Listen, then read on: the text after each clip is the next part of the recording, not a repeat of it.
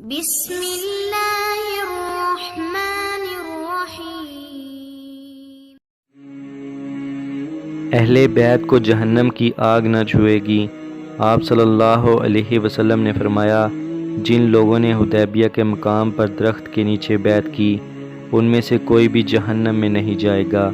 جامع ترمذی حدیث نمبر 3860۔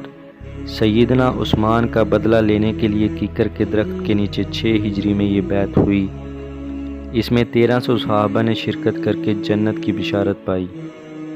ایسے لوگوں کے چہرے خاک آلود ہوں اور ان کی عاقبت برباد ہو جو صحابہ کرام رضی اللہ عنہم اجمعین پر بکواس کرتے ہیں اور ان پر تہمتیں درتے ہیں۔